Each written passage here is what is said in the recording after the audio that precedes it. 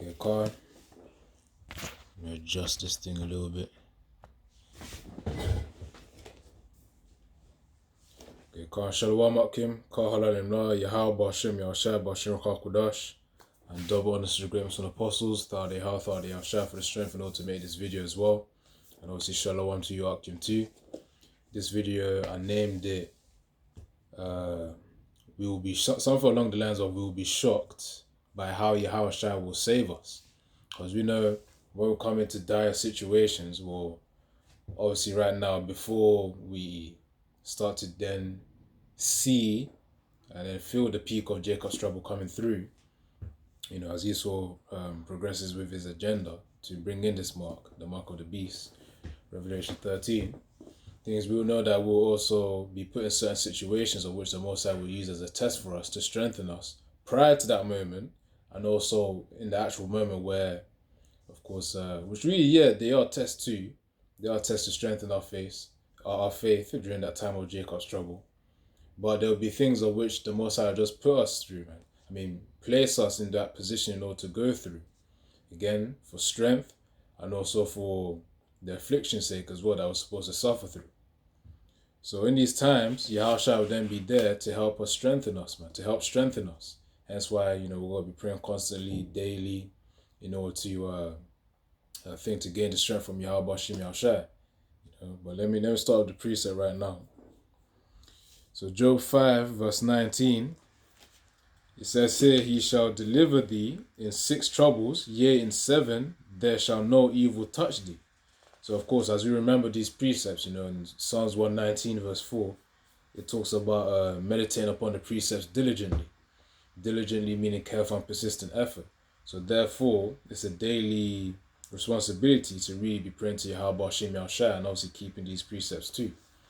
To make sure you keep thinking about them. It's a daily responsibility. You study first, and of course you retain it. Then as you go through life situations, you then see certain scenarios of which the Most High will put a certain precept in your head for you to apply in that scenario as well, man. Which are also like mini tests as well. Like, are you going to do this or are you going to do that? So, flesh versus spirit type of thing. That's what it is. So, Job 5 verse 20, in famine he shall redeem thee from death, and in war from the power of the sword. So, of course, Yahawashi Yahawashi, as I said in verse 19 and verse 20, Yahawashi Yahawashi will also help us in these times where we're going to need him, man. It says, in famine he shall redeem thee from death, so we're not going to die of hunger, And it says, he shall deliver thee in 6 troubles. That's going back to verse 19 again. Yea, in 7 shall no evil touch thee. And we have to have faith that Yahawashi will actually come through to us, man. The same way it says within the scriptures that the elect shall scarcely be saved. It's the same way. It's the same way of which really he'll put us in dire situations in order to test our faith up to the very end, man.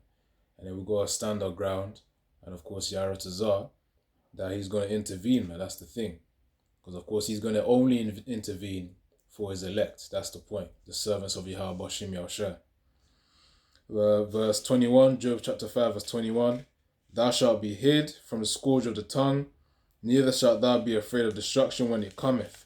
So, when the Most High is sending out judgments, of course, using Esau, Edom to also destroy things and pretty much bring down the economy down. And so, not just the economy, but also society in general. Then when he brings it down, of course, Yahawashi Yahawashi will be there to look after us as well. This is happening. Yet neither shall thou be afraid of destruction when it cometh. So we're not going to fear whatever thing Esau brings out, man. People getting evicted or job losses. These are really minor things compared to the peak of Jacob's trouble, which we're gonna have famine, pestilences. Society would not be flowing as it is right now, man. The way you can just go to your local superstore. In the UK, you got Tesco's, Asda, Sainsbury's. That typical life, day-to-day life, there's going to come a point where that's going to be thrown away, man. You're going to have to be adapting as a pilgrim on the earth, as the scriptures talk about. It's obviously by adapting because, different situations are going to be put to you, man. They're going to be thrown at you. To be like, okay, what are you going to do now? What are you going to do now? What are you going to do now? What are you going to do now? Of course, again, these are like as tests to prepare us and also strengthen us as well, strengthen our faith even more in Yahweh, Yahawashi. So yeah, verse 22, Job 5, verse 22, at destruction and famine thou shalt laugh, neither shalt thou be afraid of the beasts of the earth. So of course, in that time when Jacob's trouble was there, zoos will really have how can I say this? Zoos won't have any control of the animals, man. So we're gonna have to expect those animals to also go into the streets of whatever country that you're living in, man. You know, in the UK, over here, you know, imagine all the animals from London Zoo. I don't know where it's at, but I think it's called London Zoo. But there's like that main London Zoo. That's some name. It could even just be called London Zoo. But the point is, the animals that are there, the Mosai can easily put a spirit of vengeance upon them to just start raging and breaking down their cages. He can put like a massive amount of power beyond them just to break out so that he can, leave the beast to start roaming around, you know. So in that time to come, we're gonna be cool with them. Who knows? Yahawashi Meshach could even give you spiritual power to be able to communicate with them, man. As I think it's a movie. Yes, a movie called Doctor Doolittle. Having the ability to communicate with animals, man. You could probably like send a pigeon to an Archeum or something. But Most is gonna put certain thoughts on what we're gonna do in that time, man. It's gonna direct our ways. That's the point. I'm gonna get to that as well. In fact, before I even get to that, before I get to continuing Job, actually hold on. Yeah, that's actually pretty much it in Job. Job 5 verse 22. At destruction and famine thou shalt laugh, neither shalt thou be afraid of the beasts of the earth. So of course we're not gonna fear them. We're gonna be cool with them. We might even tell them, alright, go somewhere and then go greet the brother for me. Imagine that. That's something to behold, though.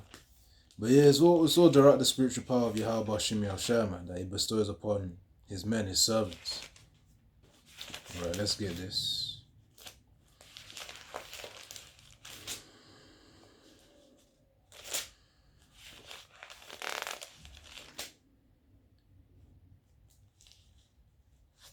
This is Proverbs chapter 20, verse 24. Man's goings are of the Lord. How can a man then understand his own way? So the point is, the Most High pretty much directs the thoughts and the ways of man. The programming of which you execute every day, waking up, brushing your teeth, having a bath, going to the gym, going shopping, maybe you go to school. That program of which the Most High has put within your spirit, that's what you're going to do each day, man. You can't escape from the Most High's will. He decides whatever happens to you for that day, what you're gonna do, everything, all the situations you encounter, he controls that, man. That's the point. So, and he controls the vessels that you interact with. So if you got demons on certain neighbors or family members that you may be in communication with, it's all the Most High's will. Sometimes it can be like a little test, such as let's say that scripture where it says be slow to anger, be slow to wrath. I think that's in Corinthians somewhere or something like that. Yeah, be slow to anger and be slow to wrath. The thing is, the Most High can send a test, put a demon on your family member, on a close family member, to know to test whether are you actually going to be slow to anger. That's the point.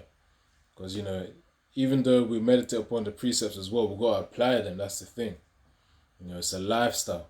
That's what the scriptures are for, to help us direct our ways in a more pleasing manner to Yahweh Shimi Shai.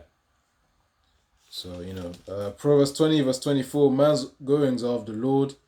How can a man then understand his own way? So yeah, it's all the Most High's will that for what happens, man. Jacob's trouble, whatever happens, he put you in that situation. That's the point.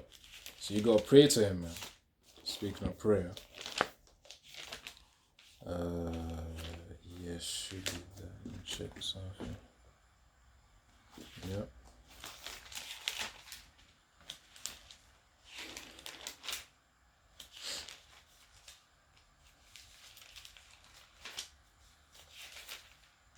is it? Where is it? Where is it?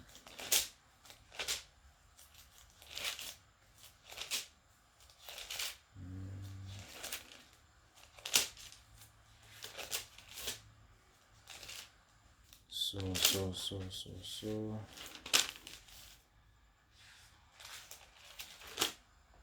Okay, calm. Yeah, almost there.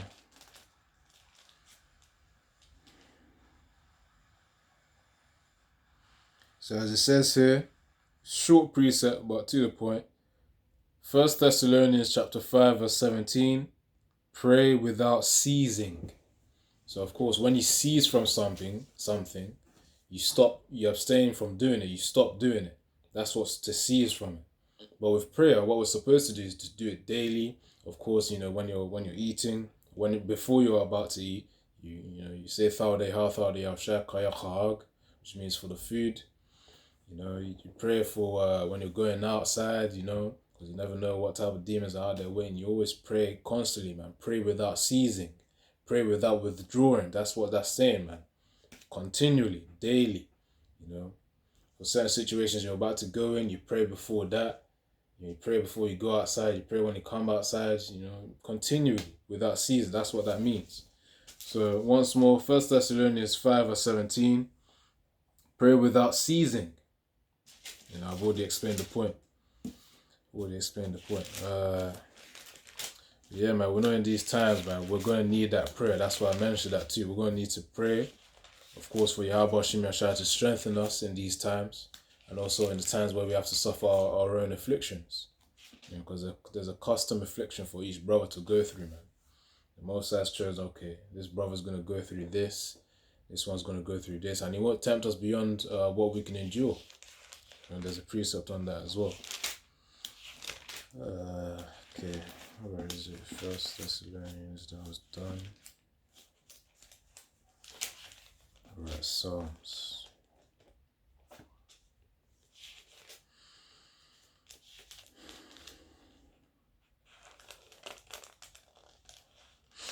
Alright.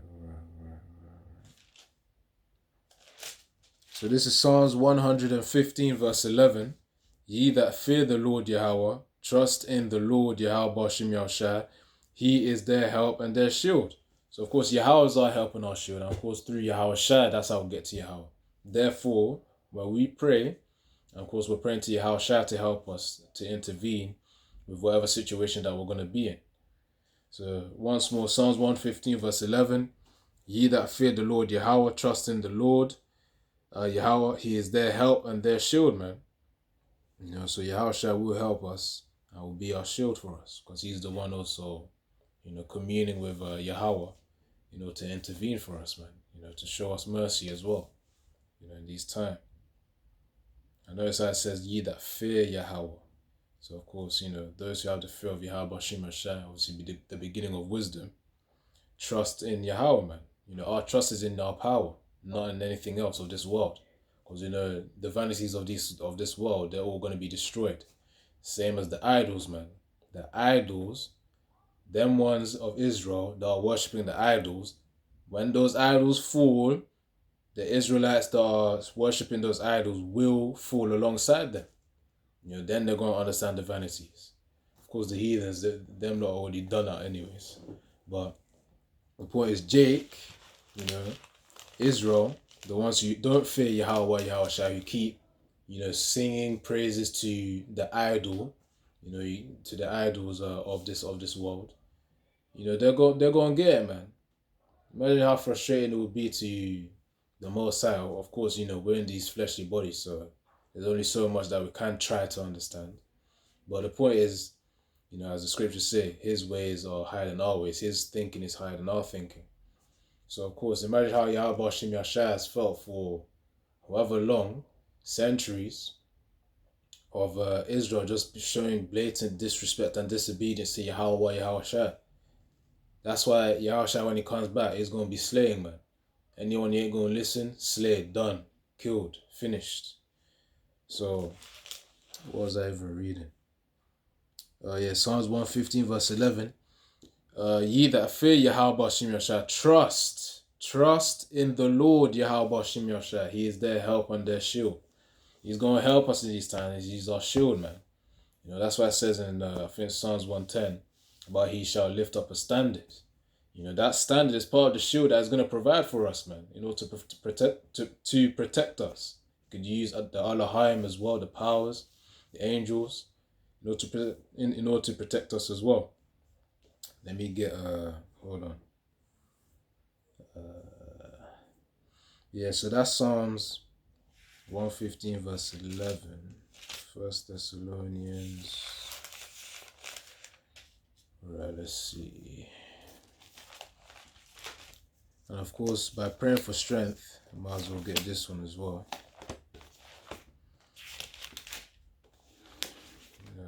Job 5.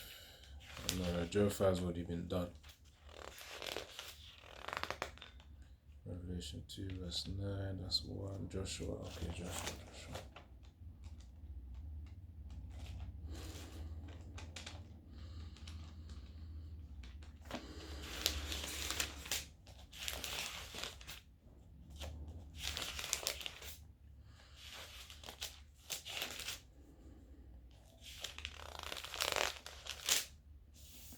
So this is Joshua 1 verse 9.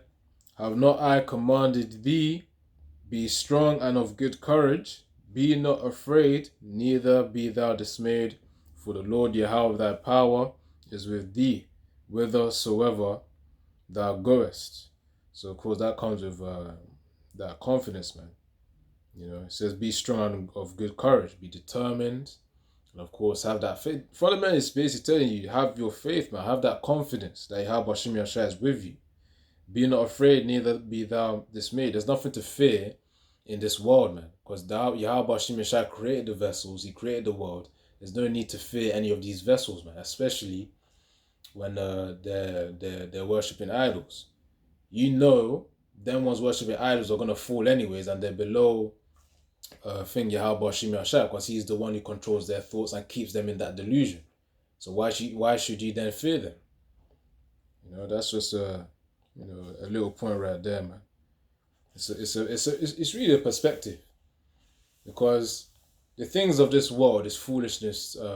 The wisdom of this world is foolishness to the Most High, and of course things of this world are also vanities as well, which means ultimately their destiny is to really be destroyed and wiped out. Therefore, they're really as something weak to the eyes of the Most High, nothing to the Most High. So, therefore, we shouldn't fear this. You shouldn't fear these things of the world, man. Whatever afflictions we're going through, we know it's a temporary vessel, but of course we're going to get through, and Yahawashi Yashai will strengthen us to get through it too. So yeah, man, that's that scripture there, Joshua 1 verse 9, once more, also links to when we're going to be cast into prison, man, for some of us. So Joshua 1 verse 9, have not I commanded thee, be strong and of good courage, be not afraid, neither be thou dismayed, for the Lord Yahweh thy power is with thee, whithersoever thou goest. Wherever, man, wherever we are, we've got Yahawashi Yashai. That's the point, and we must have faith that we have Yahweh Yahawashi. Right, if I'm gonna bring this precept out and then close out.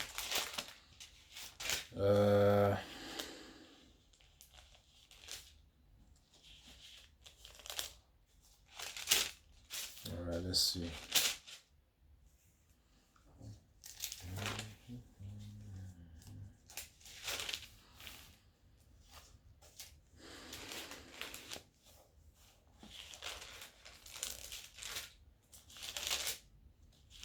Alright, cool.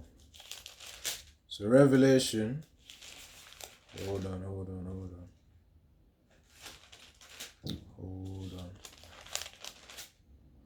So Revelation 2 verse 9, it says here, actually no, Revelation 2 verse 10, fear none of those things which thou shalt suffer. Behold, the devil shall cast some of you into prison, that ye may be tried, and ye shall have tribulation 10 days. Be thou faithful unto death, and I will give thee a crown of life. So that's a major test in itself right there, man. That's a major test to be able to. What that really means is, Akim, some of us, could be casted into prison, that we're going to have to suffer certain tortures, for 10 days, which really can deem it as like a perfect amount of days of which the Most High has set out for your specific vessel, your specific spirit to go through. And then, if we keep the faith, in Yahawashi Yahawashi, then he's going to give us a crown of life, which is the reward. If we stay persistent unto the end. So yeah, that's Revelation 2 verse 10. And ultimately, speaking of the end, that's when Yahawashi Yahawashi then collect his elect, his servants, into those chariots, man. So I'm going to end off in Wisdom of Solomon. Wisdom of Solomon.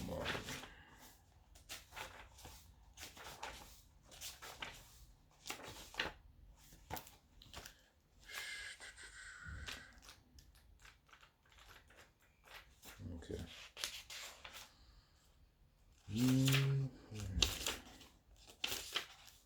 This is Wisdom of Solomon chapter 1 verse, let's see, I think it's 9 maybe.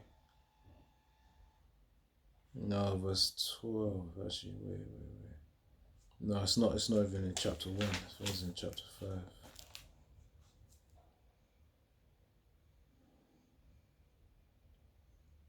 Hold on.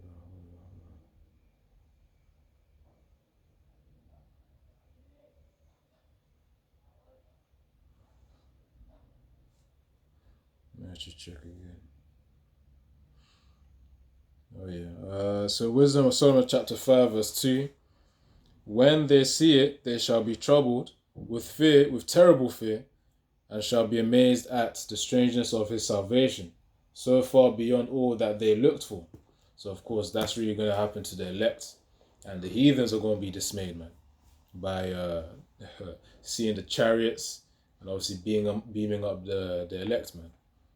Taking them up to the chariots, man. And of course, that's when the ceremony begins, between the elect and Yahawashi.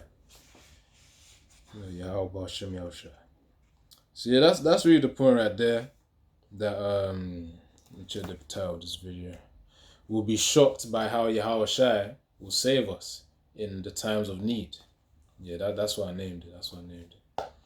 So yeah, Shalom, Yahawashi, you're edified. Kahalalem La, Yahawashi Yahawashi, Bashim Rakha Kodash, double honest greatness and apostles, and Shalom once more.